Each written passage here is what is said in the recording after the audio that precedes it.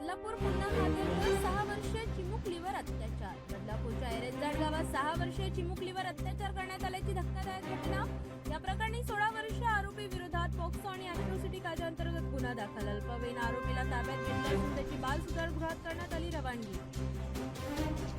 भाजप नेत्याला काम फोडणाऱ्या नेत्यांची आता घरवापसी. राष्ट्रवादी काँग्रेसनं विधानसभा निवडणुकीत चांगलीच केली कामगिरी. त्यानंतर आता पक्षात सुरू झालंय इनकमिंग. विधानसभा निवडणुकीआधी अजित पवारांची साथ सोडून शरद पवारांकडे गेलेल्या नेत्यांनी आता परतीचे दोर टाकण्यास सुरुवात केली असल्याची माहिती. राज्याच्या राजकारणात 8 दिवसात भूकंप. उदय सामंत यांचं मोठं विधान. सध्या राज्याच्या राजकारणात अनेक घडामोडी पाहायला मिळत असल्याने अशातच शिवसेनेचे नेते उद्योगमंत्री सामंत यांनी राज्याच्या राजकारणात 8 दिवसात मोठा भूकंप होण्याचे दिलेत संकेत. उद्धव बाळासाहेब ठाकरे पक्षाबद्दल उद्योगमंत्री उदय सामंत यांचं खळबळजनक विधान.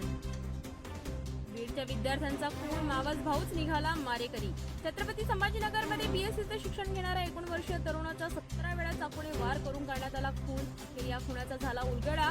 मावस भावानेच मोबाईल गेमिंगमध्ये जिंकलेल्या 1 लाखापैकी 65,000 रुपये हरल्याने शांत डोक्याने खून केल्याची दिली कबुली. त्यानंतर मिस यूचे स्टेटस ठेवणारा प्रदीपचा अल्पवयीन मावस भाऊच निघाला प्रदीपचा मारेकरी. बीड पुन्हा हादरले. अवादा कंपनीच्या कामगाराचा केसमध्ये मृत्यू.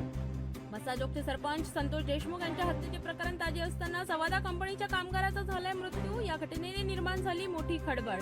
संतोष देशमुख यांची हत्या अवादा एनर्जी प्रकल्पामधील वादानंतरच झाली हे उल्लेखनीय. त्यामध्ये आता त्याच कंपनीतील कामगाराचा मृत्यू झाल्याने आता विविध चर्चांना आलंय उधाण.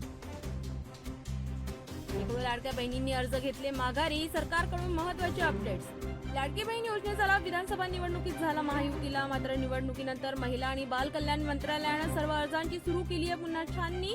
अपात्र ठरल्यास लाभाची रक्कम दंडासह वसूल करण्यात येईल. या भीतीपोटी अनेक महिलांनी अर्ज मागे घेण्यास केली सुरुवात. अर्ज मागे घेणाऱ्या महिलांची संख्या दिवसागणिक वाढत असल्याचे चित्र. शेतीच्या पैशांवरून वाद. चुलत भावाची बाजारात कुऱ्हाडीने हत्या. बुलढाणा जिल्ह्याच्या जलग तालुक्यातील जीवगाव प्रकल्पातील शेतीच्या पैशांवरून 2 चुलत भावात वाद. माटरगाव येथील भरत आठवडी बाजारात सख्या चुलत भावानेच भावाच्या डोक्यात कुऱ्हाडीने वार करून केली निर्घृण हत्या. या घटनेतील फरार चुलत भावाला जलप पोलिसांनी शेगाव येथून केले अटक. 5 मोस्ट वॉन्टेड आरोपींना पोलिसांनी केले जेरबंद. 13 लाखांच्या मुद्देमालासहित मध्य प्रदेशातून केली अटक. नंदुरबार शहरातील पोलीस वसाहतीमधील घरफोडी. जिल्ह्यातील विविध पोलीस ठाण्यांतर्गत घडलेल्या घरफोडीच्या गुन्ह्यातील आंतरराष्ट्रीय टोळीतील 5 संशयितांना करण्यात आली अटक. एलसीबीच्या पथकाने सापळा रचून मध्य प्रदेशमधून आरोपींना घेतले ताब्यात. आरोपींकडून 23,34,000चा ऐवज हस्तगत केला असून अजून 4 गुन्हे आले उघडकीस. न्यायालयात हजर केले असता आरोपींना 20 जानेवारीपर्यंत पोलीस कोठडी. 20 जानेवारीपासून जागतिक आर्थिक परिषद. मुख्यमंत्री फडणवीस जाणार दाओसला आयोजित जागतिक आर्थिक परिषदेमध्ये सहभागी होण्यासाठी मुख्यमंत्री देवेंद्र फडणवीस उद्यापासून दाओसच्या दौऱ्यावर. Data centres, automobile, semiconductor, EV, electronic, steel, अन्न प्रक्रिया, वस्त्रोद्योग, औषधी आणि पायाभूत सुविधा इत्यादी क्षेत्रातील सामंजस्य करार या दौऱ्यादरम्यान होण्यात असल्याची माहिती. दिंडोरी संशयाच्या फेऱ्यात. गुरुपीठाने फेटाळले आरोप.